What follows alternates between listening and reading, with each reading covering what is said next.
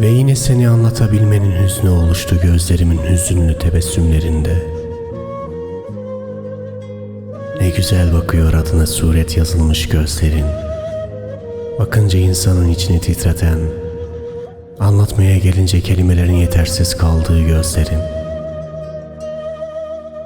Ne güzel bunlara sahip olabilmek. Ve işte yine başladı ezgisinde aşk kokan türkümüz. Her dinleyişimde seni beynime çağrıştıran ve kutsal aşkın şarabını içmeme neden olan, adını bilmek istemediğim bu türkü. Ne güzel anlatıyor seni bana. Seni anlatabilmek seni, demiş şair.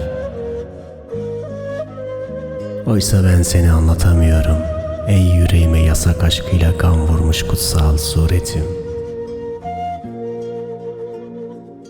Kırmızı şarap gibisin, ulaşılması zor bir Süryani suretinden ibaret, kırmızı bir şarap gibi. Tadında senin kokun, senin suretin geçiyor. Her içtiğimde seni yaşatıyor bana. Ne garip değil mi? Böyle güzel aşk kokan şarabı yasaklamışlar. Oysa yürek bu yasağı dinlemiyor ey dilberim. Sana olan sevdam yasak şarap gibi yasaklanmış yüreğime. İçimdeki hasret, içinde nefes aldığım ülkeye isyan ediyor. İstanbul Boğazı yanmış, martılar şahitlik etmiş güya ben yakmışım diye. Oysa bilmezler mi sen yoktun diye isyan ettim. Şairin dediği gibi, yanımda kimse olmadığından değil yalnızlığım.